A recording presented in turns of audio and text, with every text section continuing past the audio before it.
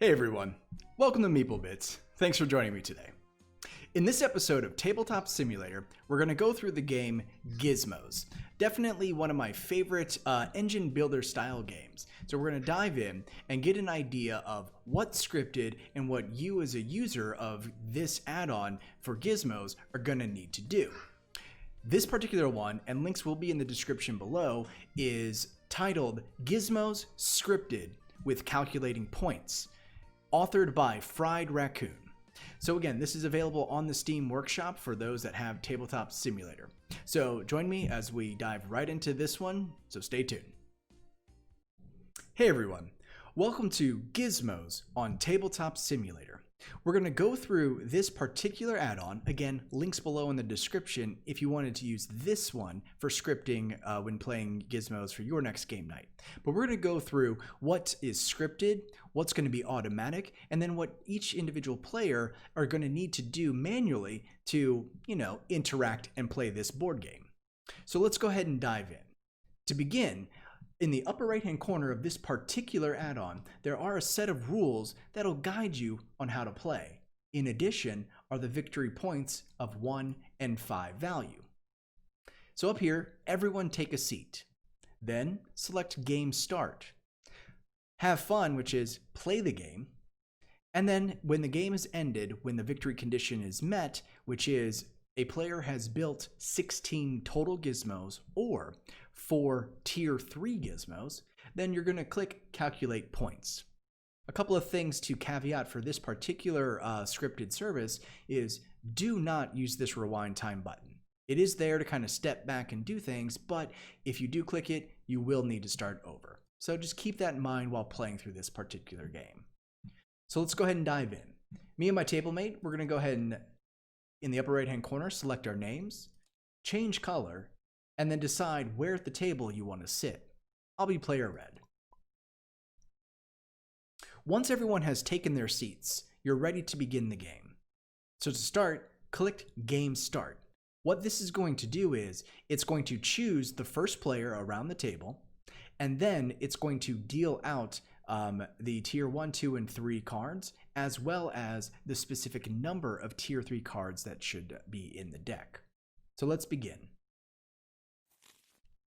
Gizmos have been filled, marbles are being loaded, and my table mate has been selected as first player. So it's important also that whoever is first player do take their turn first, because as the counting goes around the table, if the first player didn't go first, then it can mess up the scoring and the scripting a little bit. I learned that one the hard way. So on your turn, and what you can do is you're going to manually select cards from the play area. Then after doing so, you're going to click Fill Gizmos, which is going to then replace any cards that have been built or taken by players. In your individual play areas, you've got your energy ring. You've got sort of a tally of additional victory points, including how many tier 3 and total gizmos have been built. A tracker, which is scripted to show you exactly how many energy marbles you can have in your energy ring, how many you can have archived, and how many will be researched at a time. This is your archive area. As you'll notice, most of them are closed off, but as you build upgrades, this will unlock in accordance to whichever upgrades get built. So my table mate, they're going to take their turn first in just a moment. Now, when you're taking an action that says select a random, while you can come up here and pull specifically out of the bin, just selecting this question mark to draw a random energy cube will pull one out randomly. You can click and select and drop it back into this mirror, which will drop that cube back into where it belongs. In addition, as I mentioned, when you build an upgrade, as an example, if my table mate, say, were to build this red card here, they would drop it onto their upgrade section here. And then you'll notice that this adds 1 energy to the ring and 1 to the archive. So their tally has been updated to 6, 2, and 3. And then you'll also notice that their archive section has just been unlocked. So assuming that that would be their turn, they would then click Fill Gizmos to then draw out the next card. So on my action, to demonstrate what you're going to do when taking some of the other things, if you were to choose from the row, you would manually select one of the 6 available. Or if you were to do a research action, you would click this research button available on each tier. It will draw cards in accordance to the total number of research that you can do. So when I select research, it's going to draw 3 cards from the deck here, and then they're visible to me and me alone. And then in accordance with the rules, I may build or archive that one card.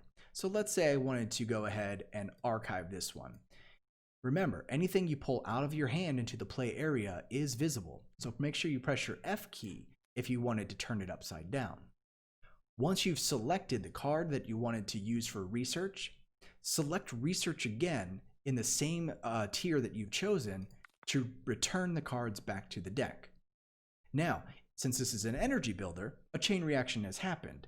I have researched and filed a card, and anytime I file a card, I get to choose a random energy cube. So I'll go ahead and click the question mark here, and it's chosen a random for me.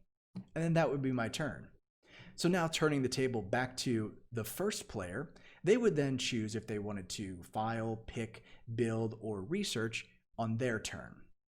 So round and round the game will go, and as you notice, this marker is updated. So my table mate, they've built 2 total gizmos, which you can see here. So if they were to say build any third one, this would get updated accordingly. But some of the things you're going to need to do manually is keeping track of any of your energy cube caps.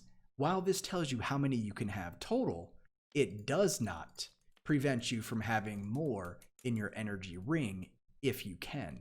So, like in real life, you got to manually keep track of exactly how many you can have total and how many there are in the ring.